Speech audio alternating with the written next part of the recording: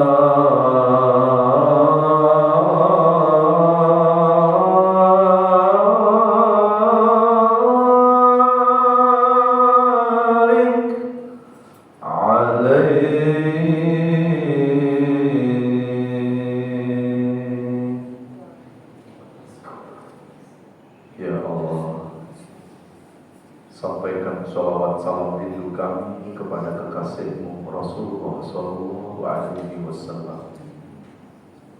Ya Allah, sandingkan kami, sandingkan seluruh keluarga kami, sandingkan ayah dan ibu kami, kelak di akhirat-Mu bisa bersanding dengan Rasulullah di dalam surga, bisa bersanding dengan orang-orang yang Engkau kasihi. Rabbana taqabbal mahabbatana ila Rasulika al-Karim. Al-Fatih.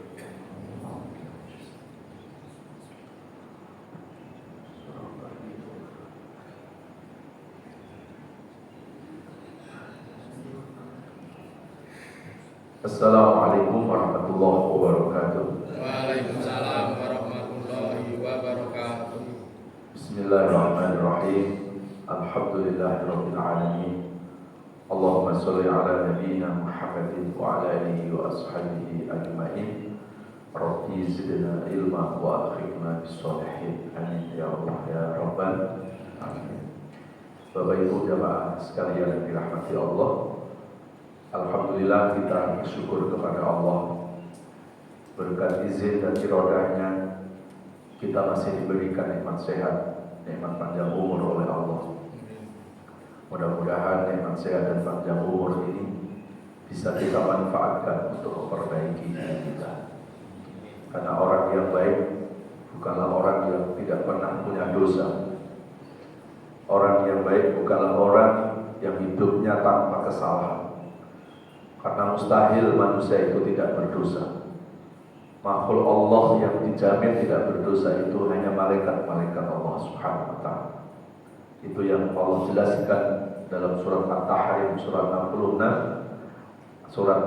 ayat 6 pertengahan ayat sampai akhir ayat. La ya'sunallaha ma amarahu wa yaf'aluna ma yu'marun.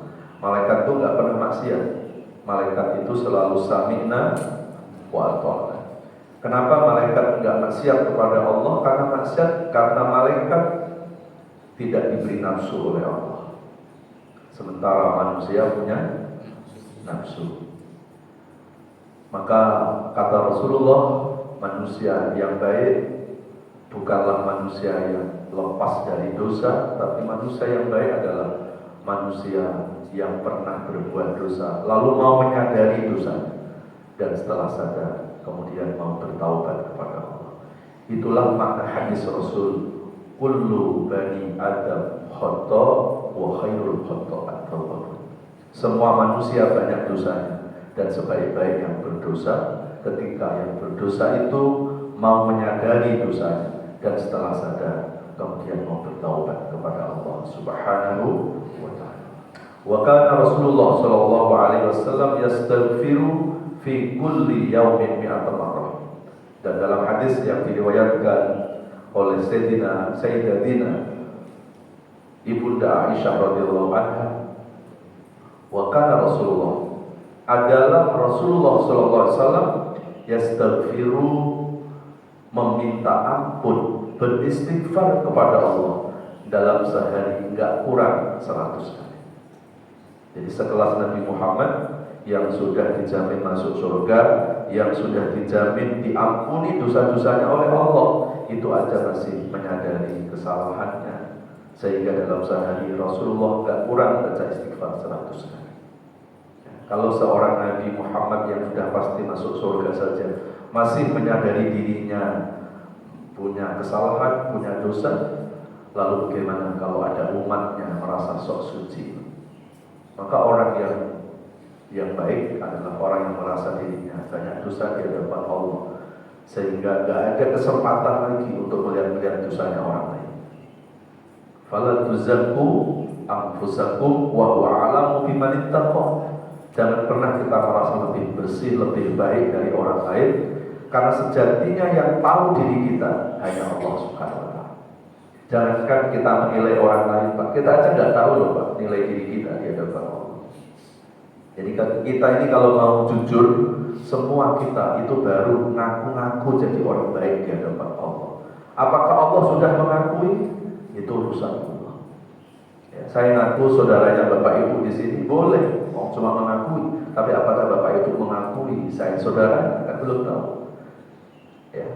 Kalau saya mengaku saudara Bapak Ibu, apakah Bapak Ibu mengakui saya? Saya bisa konfirmasi. Tapi kalau saya ngaku orang baik di hadapan Allah, saya ngaku menjadi umat terbaiknya Rasulullah, bagaimana untuk mengkonfirmasi ke Allah?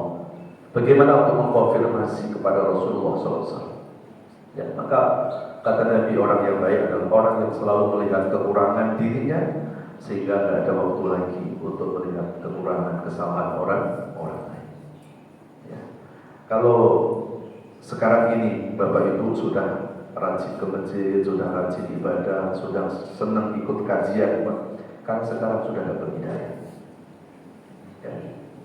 Tapi coba lihat bagaimana 30 tahun, 40 tahun yang lalu, Pak, subuh-subuh seperti ini kita masih ada di mana?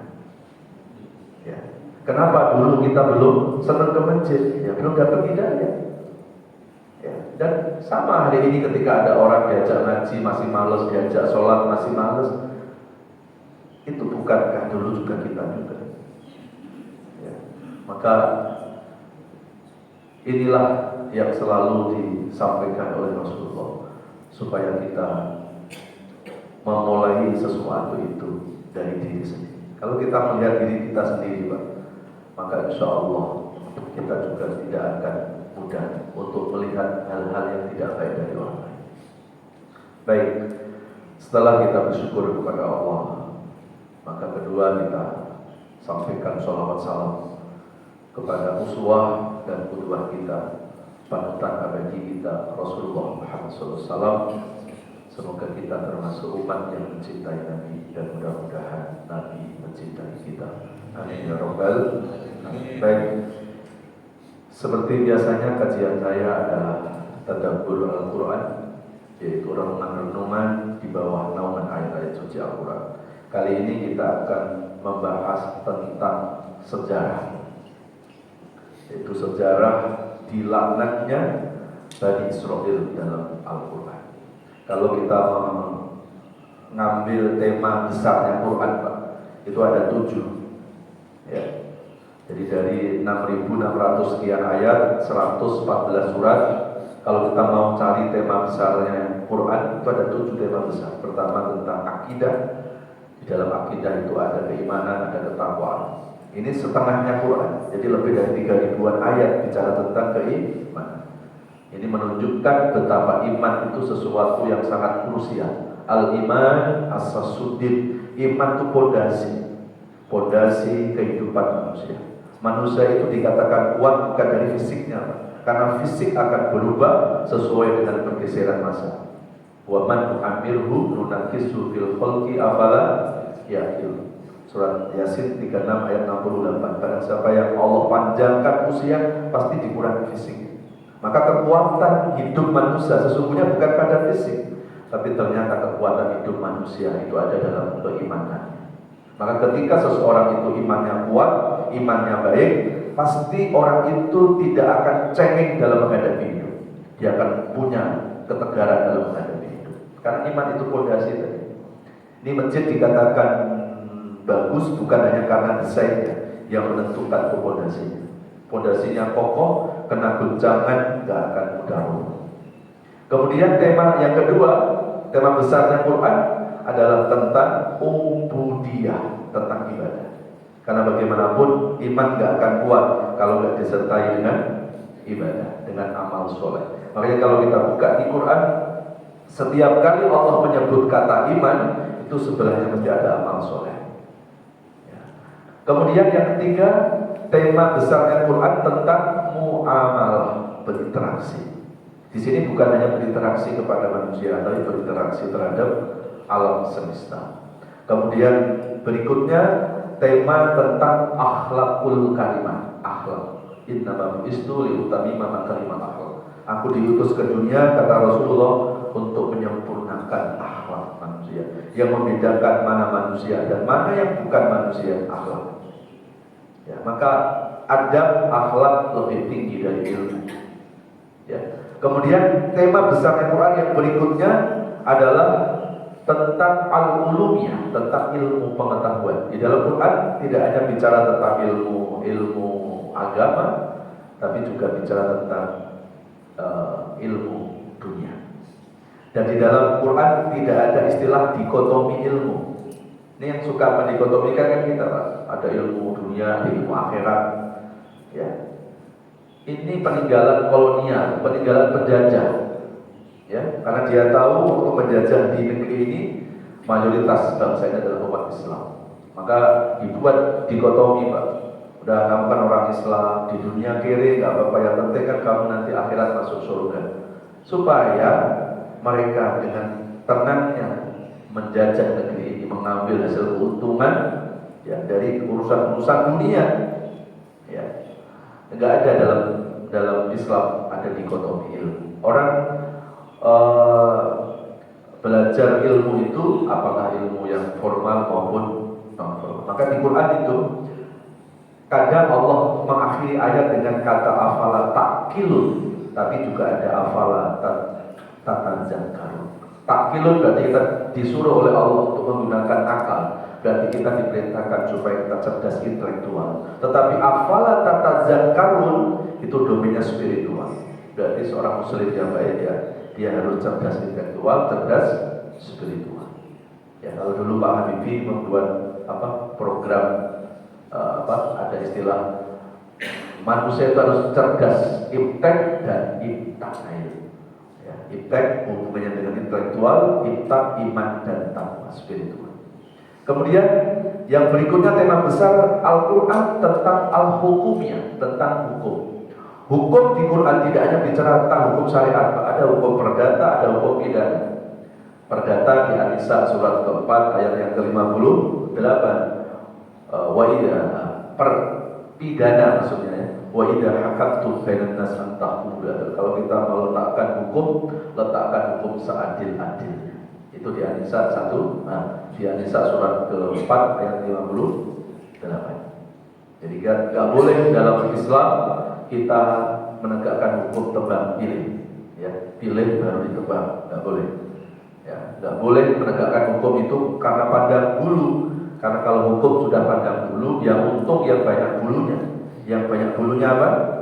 Karpet, ya, karpet itu banyak bulu, ya. Kemudian Al-Quran juga bicara tema besarnya apa? Tentang historis, sejarah. Sejarah itu sepertiganya Quran. Jadi kalau 6.600 sekian ayat, sepertiganya berarti berapa? Lebih dari 2.000 ayat itu bicara tentang sejarah. Ini menunjukkan bahwa sejarah itu nggak boleh dilupakan. Ya, nggak boleh dilupakan. Ya. Kenapa Allah itu merekam sejarah? Tujuannya Allah merekam sejarah bukan sekedar untuk dongeng, bukan untuk cerita, tapi sejarah direkam di Al-Quran supaya menjadi pelajaran. Karena di dalam Quran ada sejarah orang soleh, ada sejarah orang salah. Jadi kalau kita mengambil sejarah orang soleh, ya biar kita mengikuti kesolehannya. Kalau kita belajar tentang sejarah orang-orang yang salah, supaya kita menghindari kesalahan-kesalahan. Baik, kali ini tidak mungkin kita membahas secara tuntas 7 tema besar Al-Quran. Kita ambil salah satu saja, yaitu tentang historis, tentang sejarah. Kita membahas tentang sejarah dilaknatnya Bani Israel dalam Al-Quran.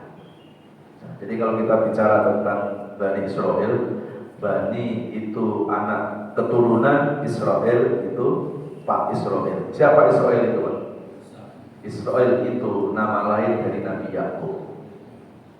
Ya, dari Nabi Yakub keturunan dari Nabi Ishak keturunan dari Nabi Ibrahim.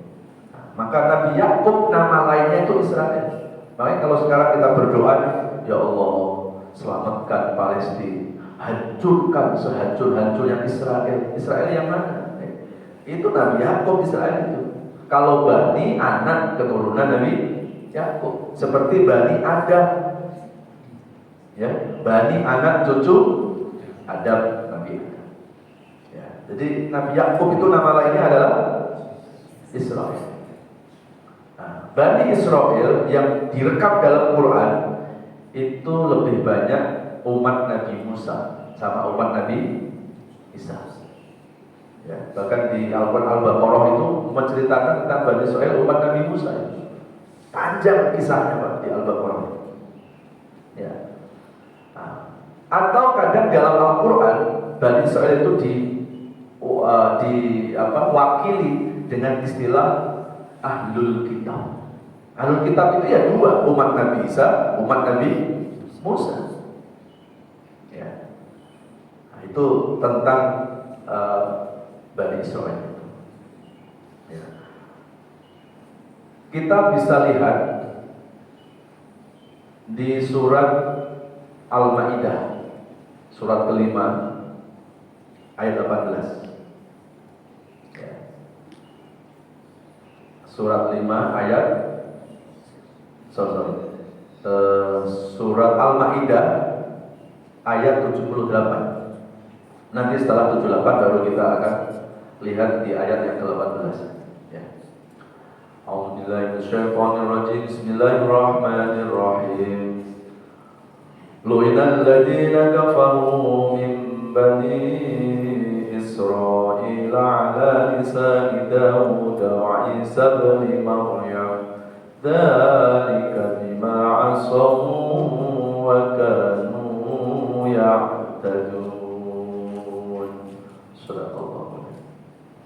Inilah ayat yang menjelaskan bahwa Bani Israil itu dilaknat. Ya. Siapa yang melaknat Bani Israil? Salah satu adalah dari nabinya mereka sendiri. Lu'inal ladzina kafaru min Bani Israil. Dilaknatlah dari Bani Israil orang-orang yang kafir, orang-orang yang ingkar kepada Allah. Nah, di sini disebutkan orang Bani Israil yang kafir, yang dilaknat oleh siapa? Ala lisani Daud wa Isa bin Maryam. Dilisan melalui lisannya nabinya mereka sendiri, Pak. Nabinya aja melaknat, coba ya. Nabi Daud sama Nabi Isa alaihissalam. Kenapa dilaknat? Dalika bima asaw wa kanu ya'tadun. Karena mereka itu melakukan perbuatan-perbuatan yang melampaui batas. Jadi dulu sekarang sama saja. Yang ingkar kepada Allah itu selalu itu yang dilakukan, membuat kegaduhan, yang membuat kerusakan di muka bumi. Dan ini pun dijelaskan oleh Allah dalam Quran. Nah, ini baru kita lihat di Al-Isra surat 17. Al-Isra surat 17 ayat yang keempat. Wa qadayna ila bani Israila fil kitabi la tufsidunna fil ardi marratain wa la ta'lunna uluwan kabira. Nah, ini yang menguatkan ya, wa qadayna, dan kami telah tetapkan. Siapa yang menetapkan di sini, Pak? Allah. Ya, jadi kalau sekarang ada yang bertanya, kalau bicara itu dengan data, nah ini datanya di Quran. Masih kurang percaya apa lagi kalau data dari Al-Quran? Ya. Allah telah menetapkan kepada Bani Israil dalam kitab bahwa mereka itu akan selalu membuat kerusakan, akan selalu membuat kegaduhan di muka bumi. Di situ disebutkan marrotain. Kalau terjemahnya itu dua kali. Tadi dalam tafsir dalam bahasa Arab, marrotain itu bukan berarti dua, tapi lebih dari satu, berulang-ulang. Ya, berulang-ulang. Nah, salah satu perbuatan yang melewati batas dari Bani Israil sehingga Nabi Daud, Nabi Isa itu melaknat, mengutuk mereka. Salah satu dosa dari Bani Israil yang melampaui batas apa? Mereka membunuh. Ya, nabinya sendiri. Nabi Zakaria itu dibunuh sama Bani Israil. Bayangkan, Nabi Zakaria ini dibunuh, Pak. Itu nabinya sendiri. Jadi kalau sekarang ini membunuh yang bukan nabi, ya, membunuh anak kecil, membunuh ibu-ibu, bukan hal yang baru. Ya, nenek-nenek moyangnya mereka yang ingkar kepada Allah, nabinya aja dibunuh.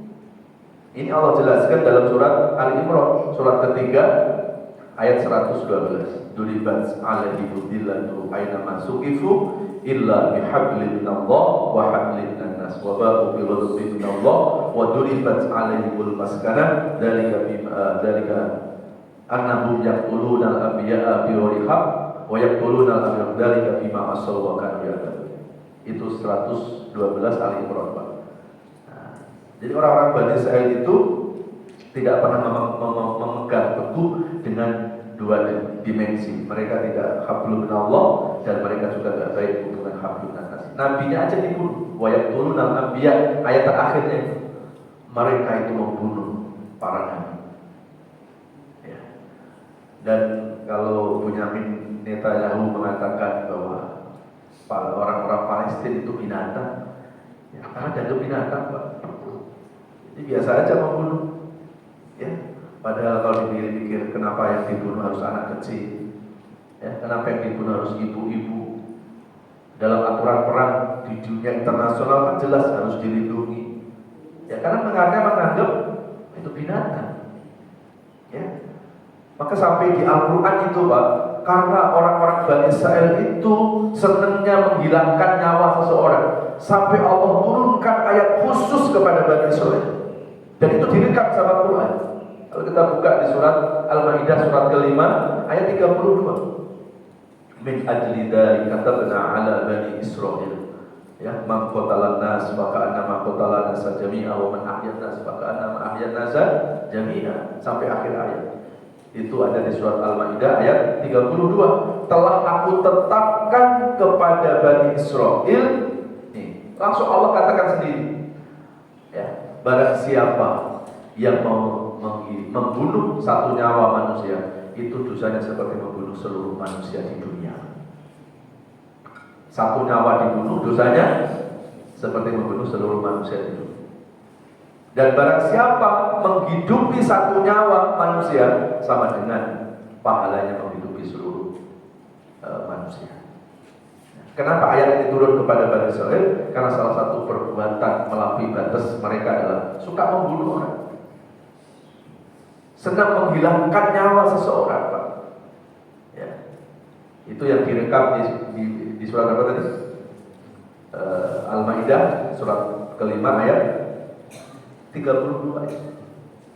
Nah, kita kembali ke Al-Isra lagi, Pak.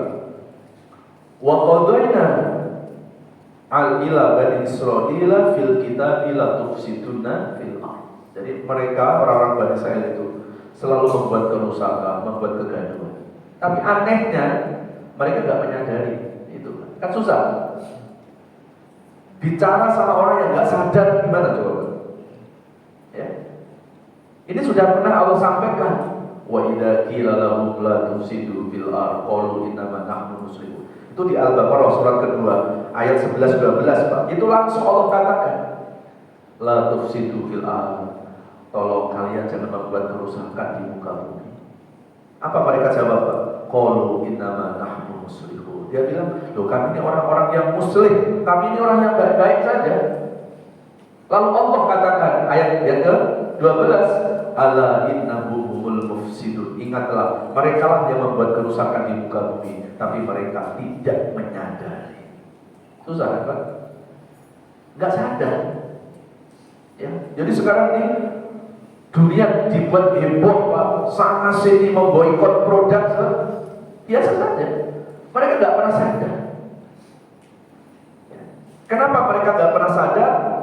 Al-Baqarah 74. Summa qasas qulubukum min ba'di dzalika fahiya kal hijar aw ashaddu qaswa. Wa inna minal hijarati lama yatafajjaru minhu al-anhar wa inna minha lama yashaqqaqu fayakhruju minhu al-ma' wa inna minha lama yahbitu min khasyatillah wa Allahu bighafilin amma ta'malun. Itu di Al-Baqarah 74. Karena hati-hati mereka itu sudah disegel, sudah dikeraskan oleh Allah. Nah, salah satu tanda orang hatinya keras apa? Susah untuk menerima kebenaran, susah untuk menerima nasihat. Ya, dan hubbud dunya wa karahiyatul maut, terlalu cinta dunia dan takut mati. Mereka tuh sebetulnya takut mati, Pak. Ya, maka beberapa kali tentara Hamas itu kepingin mengajak, ayo kalau mau perang di darat, jangan melalui udara, jangan rumah sakit yang dibom, jangan tempat pemukiman yang dibom. Di jalur Gaza itu Pak, itu udah disiapkan di situ. Ya, tapi mereka pengecut. Kan mereka sebetulnya takut mati. Beda dengan saudara-saudara kita di Palestina, Pak. Saudara-saudara kita di Palestina, mati syahid itu cita-cita mereka. Mereka punya prinsip dalam hidup, iskariman aupun syahidan. Hidup mulia, tidak dijajah, dan kalaupun mati dalam keadaan syahid. Ya, dan itu informasinya dari mana Pak? Quran.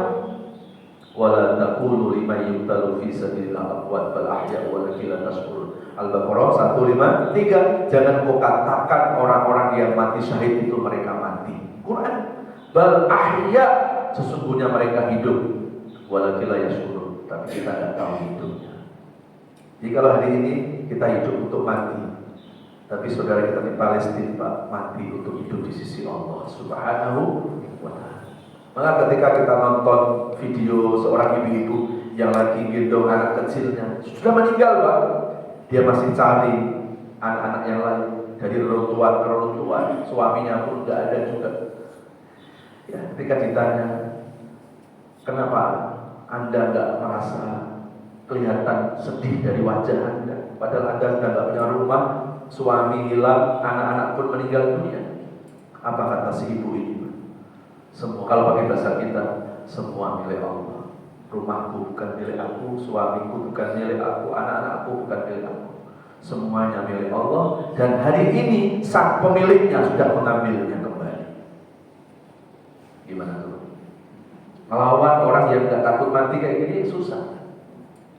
Maka kan di Amerika, di Inggris, toko-toko buku Islam sampai kehabisan Quran. Karena mereka berpikir ini mental apa ini orang-orang Palestina? Rumah sudah hancur, listrik pernah dipadamkan. Jangankan kondisi perang sekarang Pak, dari tahun 2006 sampai sekarang pasokan listrik itu hanya dipegang sama Israel. Nyala itu 4-5 jam dalam sehari. Air yang dikonsumsi itu nggak layak. Tapi dari keadaan yang seperti itu, lahirlah anak-anak kecil itu, penghafal-penghafal Al-Quran. Ini senjatanya, saudara-saudara kita yang dari Palestina. Maka salah satu cara untuk menghancurkan Palestina adalah menjauhkan umat Islam di sana dari Al-Quran. Sepanjang selalu dekat dengan Al-Quran, pasti tidak akan pernah takut dalam menghadapi kematian. Karena di Al-Quran banyak kan ayat-ayat tentang perang fisabilillah. Bahkan kalau kita buka kalau tadi kan Al-Baqarah ayat 153. Sekarang kalau kita lihat di At-Taubah surat 9 ayat yang ke 111 sampai 112 itu, innallaha ashtara minal mu'minina anfusahum wa amwalahum bi anna lahumul jannah. Ya. Waktu ada anak kecil yang tertembak kakinya oleh peluru, lalu kemudian mau diambil peluru itu dari kakinya, kan viral itu Pak.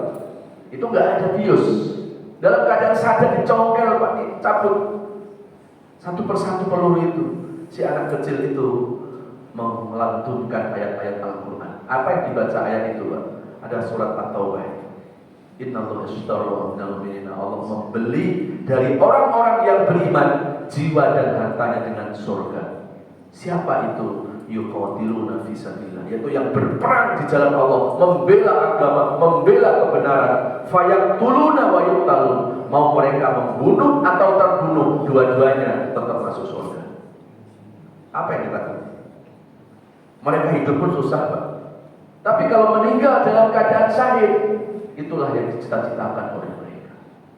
Maka kita ini perlu banyak belajar keimanan dari mereka.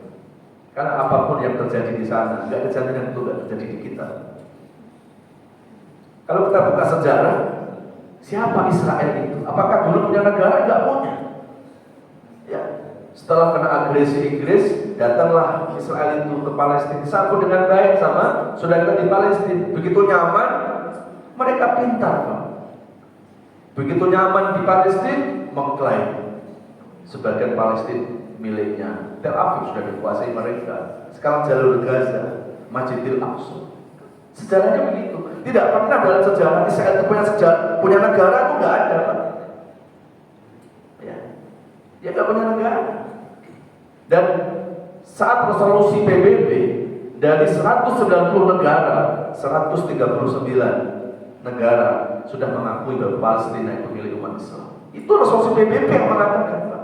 Tapi mereka lawan. Jangankan PBB, Tuhan aja dilawan, apalagi cuma PBB. Ya. Jadi jamaah sekalian yang dirahmati Allah.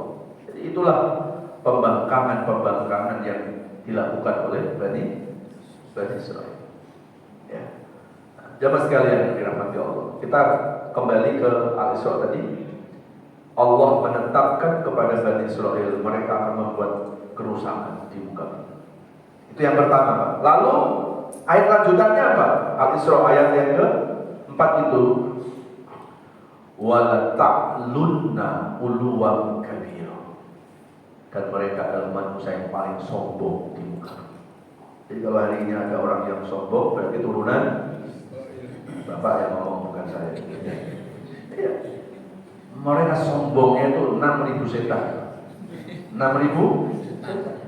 Sombong yang terparahnya apa, Pak? Sombong paling terparahnya apa mereka? Yang direkam dalam Quran. Mereka mengaku sebagai anak Tuhan, umat Nabi Isa. Dan mereka mengaku sebagai kekasih Allah,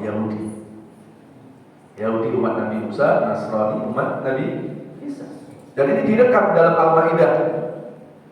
Coba dilihat surat Al-Maidah, surat kelima ayat yang ke-18. Wa qalat al-yahudu wan nasara nahnu abna'ullahi wa ahibba'uh. Ya Allah. Berkatalah Yahudi dan Nasrani, mereka mengatakan, aku ini anak-anak Allah dan aku adalah kekasih-kekasih Allah. Kenapa mereka mengakui itu, Pak? Bukan tanpa alasan. Satu, mereka itu sebetulnya orang yang banyak dimanjakan oleh Allah. Jadi sehingga mereka menganggap, tuh kalau kami nggak kekasihnya Allah, nggak mungkin kami dikasih keistimewaan. Memang mereka pintar, Pak. Punya kecerdasan di atas rata-rata. Pintar mengelola keuangan, pintar mengelola bisnis. Gitu. Ya. Waktu Gunung Tulisina sudah diangkat oleh malaikat itu, ditaruh di atas kepala-kepala mereka. Tinggal dijatuhin itu habis, Pak. Bani Israil saat itu nggak jadi. Sehingga mereka berpikir apa? Tuh kan, kalau nggak kekasih Allah kami habis kan. Buktinya nggak jadi kan? Dan ini dijelaskan dalam Al-Quran, yaitu di surat Al-Baqarah ayat ke-62 atau 63 itu. Wa in akhadna mitsaqakum wa rafa'na fawqakum tur. Aku angkat gunung Tulisina, diangkat, dan aku mau jatuhkan ke kepala-kepala mereka biar mereka mengambil pelajaran. Tapi Allah nggak jadi, karena Allah masih sayang, masih ngasih kesempatan hidup kepada mereka supaya mereka mau menyadari kesalahan. Tapi sadar apa enggak, Pak? Itu satu, Pak. Yang kedua, mereka pernah sudah meninggal, sudah mati, dihidupkan lagi sama Allah. Itu Bani Israil. Ya. Kalau kita buka di Al-Baqarah, kalau mau komplit, Pak, bukti-bukti Allah itu memanjakan mereka itu ada di Al-Baqarah 51 sampai 57. Ya. Wa idh wa'adna Musa 40 lailatan tsumma takhudul ijla min ba'di wa antum dzalimun. Pernah mereka itu berjanji kepada Nabi Musa sebelum Nabi Musa pergi ke Gunung Tulisina supaya mereka tidak menyembah selain Allah. 40 hari Nabi Musa uzlah di Gunung Tulisina, kembali lagi ke mereka sudah menyembah anak patung dari sapi. Ya, lalu kata Nabi Musa, fatubu ila bari'ikum faqtulu anfusakum darikum khalaqu bari'ikum. Kalau begitu kalian harus bertaubat sama Allah. Caranya gimana? Bunuh diri kalian. Jadi taubatnya umat Nabi Musa pada saat itu tidak seperti kita, Pak. Kalau umat Rasulullah taubatnya ringan, cuma 3 syaratnya. menyesali, tidak mengulangi, mengiringi dengan perbuatan baik. Tapi kalau tobatnya umat Nabi Musa, mereka harus mati. Entah itu mereka bunuh diri atau dibunuh. Ya. Kenapa berat seperti itu? Ya menghadapi Bani Israel yang brengsek kayak gitu, Pak. Kalau hukumnya ringan, disepelekan, Pak. Tapi jangan kita lihat di kasus ini dulu, Pak. Itu cara Allah untuk mendemonstrasikan kemahakuasaannya. Karena setelah mereka mati, dibunuh atau bunuh diri untuk menebus dosa itu, Pak, Allah hidupkan lagi. Ada Pak umat yang kayak begitu. Nih kita sudah mati dihidupkan, terus kita disuruh rajin ke masjid, mau nggak Pak? Kita suruh rajin sholat, mau nggak? Ya mau lah Pak, udah mati dihidupkan Pak. Tapi mereka setelah hidup, mau nggak mereka beriman sama Allah? Ya, itu direkam dalam Al-Quran itu. Nah, ayat lanjutannya tadi apa? Wadwa summa ba'asnakum min ba'di mautikum la'allakum tashkurun. Setelah mereka mati, lalu mereka dihidupkan. Terus ada peristiwa lagi Pak, disuruh beriman sama Allah. Apa jawab mereka? Wa qultum ya Musa lan nu'mina laka hatta tarallaha jahra. Wahai Musa, aku gak akan beriman sama Tuhanmu sebelum aku melihat Tuhanmu dengan mata kepalaku sendiri. Saat itu apa yang terjadi Pak? Fa'akhadhaskumus sa'iqah. Allah datangkan halilintar menyambar mereka semua. Mati lagi mereka, dihidupkan lagi oleh Allah. La'allakum tashkurun, biar mereka bersyukur. Pertanyaannya, bersyukur gak mereka? Kalau bersyukur bukan orang Bani Israel, orang buncit itu. Bayangkan kayak begitu Allah yang memberikan. Apakah selesai di situ? Apakah cuma hanya dihidupkan dan kematian? Enggak. Setelah mereka hidup Pak, dimanjakan oleh Allah. Apa itu? Ayat 57 di Al-Baqarah. Wa dhallana 'alaikumul ghamama wa anzalna 'alaikumul manna wassalwa. Allah naungi mereka dengan awan. Kemana-mana mereka kalau berjalan di terik matahari, enggak akan kepanasan. Dinaungi oleh awan. Ya Allah. Dan wa anzalna 'alaikumul manna wassalwa. Mereka pernah dituruni makanan-makanan dari surga. Jadi kalau mereka lapar Pak, nggak perlu harus cari restoran. Gas habis nggak masalah. Cukup mereka taruh nampak depan pintu rumahnya, langsung terisi makanan-makanan itu dari surga. Namanya manna wassalwa. Tetap mereka tidak beriman. Bahkan mereka berbondong-bondong mendatangi Nabi Musa. Apa kata mereka? Wa qalu hadza sihrun mubin. Wahai Musa, luar biasa sihirmu Musa. Masya Allah. Jadi dia hidup dari kematian, dianggap sihir. Sihir Nabi Musa. Makanan dari langit, dari surga itu dianggapnya sihir Nabi Musa. Tertutuplah mata hatinya. Ya. Ini kalau kita bahas tentang sejarah Bani Israil di Quran Pak, hampir jam 12 siang akan kelas. Ya. Itu yang Allah rekam dalam Al-Quran. Kenapa Allah menjelaskan sejarah Bani Israil secara panjang lebar Pak? Pertama, supaya kita nggak salah dukungan. Kalau hari ini umat Islam masih ada yang mendukung Zionis, Masya Allah. Ya. Jangan-jangan Qurannya beda sama kita. Ya. Kalau hari ini umat Islam masih menyalahkan Hamas, ini kan yang dibangun oleh Zionis kan Pak, bahwa tuh kami kan sudah diam, Hamas yang menyerang, begitu Pak. Jadi seolah-olah perang Palestina sama Israel itu baru terjadi 7 Oktober kemarin. Ini sudah berlangsung puluhan tahun Pak. Jadi narasi yang dibangun Hamas yang menyerang. Ya, padahal Palestina, Israel ini sesungguhnya adalah penjajah. Siapa yang penjajah dan siapa yang dijajah? Mereka nggak paham. Ya. Dan sekarang membuat narasi baru sekarang Pak, bahwa tentara Hamas ini sekarang sudah tidak murni perjuangannya, karena sudah berafiliasi dengan negara-negara komunis. Sekarang China, Korea Utara kan sudah mulai mendukung mereka. terus dibuat narasi lagi. Sekarang Hamas sudah berafiliasi dengan kelompok Syiah karena bekerja sama-sama Iran. Ya. Ya. Korea Utara, Iran itu punya sejarah tersendiri, Pak. Ya, kan kita masih ingat kan tahun 2001 mengirimkan ahli nuklirnya dibom sama Israel. Padahal tidak ada hubungan dengan perang sebetulnya. Ya, disitulah mulai dendam. Ya, dan itu cara Allah sebetulnya. Ya. Nah, jadi kalau hanya gara-gara menerima bantuan Iran, Syiah, menerima bantuan Korea Utara, Cina, langsung dianggap komunis, kan nggak masuk akal. Orang dalam keadaan perang ya siapa yang bantu, ya terima.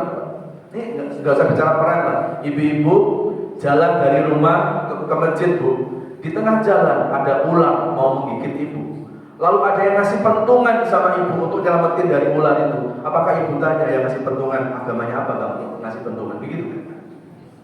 Ambil saja untuk nyelamatin diri. Dan ini yang terjadi di Palestina. Nah, itulah propaganda Mas. Ya. Mudah-mudahan ya kita berdoa semoga saudara-saudara kita di Palestina tetap diberikan kekuatan iman.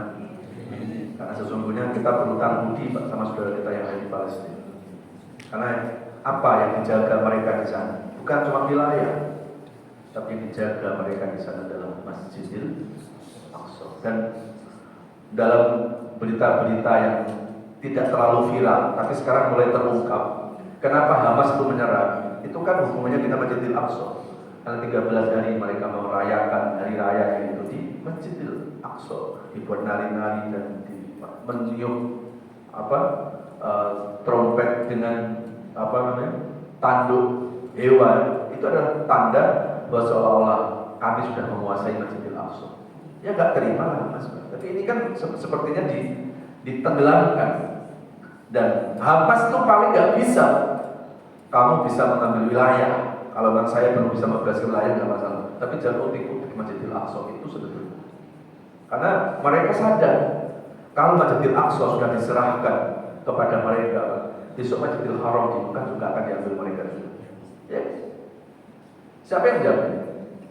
Dan kalau itu sudah terjadi, Pak, fantasi saat tunggulah masa kehancuran Islam. Islam tidak punya kekuatan. Ya. Nah itulah yang mereka perjuangkan. Jadi kita sebetulnya berhutang budi.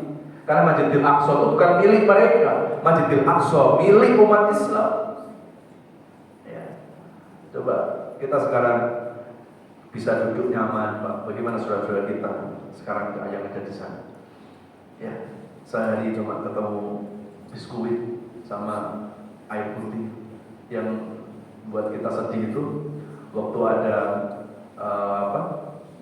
para donatur mendatangi camp-campnya mereka membawa makanan seadanya, Pak. Ada 2 anak kecil mendatangi si donatur itu. Ya. Si donatur itu berpikir, ini kenapa anak kecil kok mendatangi? Jangan-jangan dia kurang banyak bagian makanannya. Dia bisik-bisik, kalau pakai bahasa kita, paman, boleh nggak saya pesen, paman? Dirangkul tuh anak kecil, Pak. Ya kira-kira kelas 2 SD, ya masih kecil. Lalu membisikkan, ada apa nak? Boleh nggak saya minta, paman? Nanti kalau paman kesini lagi, tolong bawain kami Al-Quran. Sedih nggak, Pak?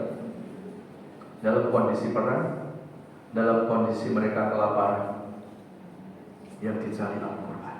Mereka nggak mau hilang hafalan Quran. Jadi makanya kenapa Zionis itu sekarang membabi buta, sudah babi campur buta. Ya, anak kecil dibunuh karena mereka tahu, Pak, kecil sudah kayak gini, nanti besar dikit, Pak, mereka akan melawan. Dan kenapa ibu-ibunya? Ya, karena ibu yang melahirkan. Dan populasi, Pak, populasi tingkat kelahiran anak terbanyak itu di Palestina. Dalam kondisi tegang masih bisa memproduksi anak. Ya, dan ini calon-calon mujahid. Ya, maka kenapa mereka beralih bunuh anak-anak, bunuh ibu-ibu? Dia punya strategi itu. Ya. Wa makaru wa makarallahu wallahu khairul makirin. Mereka punya strategi, mereka punya rekayasa, tapi Allah lebih hebat rekayasa. Al-Fatihah.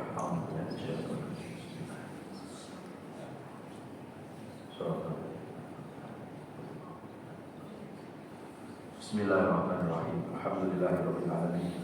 Allahumma shalli ala Muhammad wa ala alihi wa sahbihi wa barik wa sallim ajmain.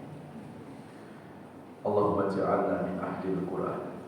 Ya Allah, jadikan kami semua termasuk ahlul Qur'an, orang-orang yang pencinta Al-Qur'an, mampu membacanya, mampu mengkajinya, mampu menghafalkannya, dan juga mampu mengamalkannya. Ya Allah, jadikan Al-Qur'an yang kami kaji pada subuh ini mampu meningkatkan kualitas iman dan takwa kami. Jadikan Al-Qur'an menjadi penyejuk di hati sanubarikan. Jadikan Al-Qur'an menjadi solusi dalam menyelesaikan persoalan-persoalan hidup ini. Jadikan Al-Qur'an ini ya Allah menjadi obat buat seluruh penyakit-penyakit kami, baik penyakit fisik maupun penyakit hati yang susah diobati. Jadikan Al-Qur'an ini ya Allah menjadi cahaya penerang dalam kegelapan alam kubur kami nanti. Jadikan Al-Qur'an ini ya Allah menjadi syafaat-Mu, pertolongan-Mu di akhirat nanti. Ya Allah, ya Allah, Allahumma sallimna wal muslimin fi Palestin, wahfadna wahfadil muslimin, wahfadil masjid al-aqsa lil muslimin, wa ahlikil kafarata wal zalimin minal yahudiyyin wal nasraniyyin wal israiliyyin wal amrikiyin. Wa sallallahu ala nabiyyina Muhammadin wa ala alihi wa sahbihi wasallam, walhamdulillahi rabbil alamin. Subhanakallahumma wa bihamdika asyhadu an la ilaha illa anta astaghfiruka wa atubu ilaik. Mohon maaf lahir batin. Wassalamualaikum warahmatullahi wabarakatuh.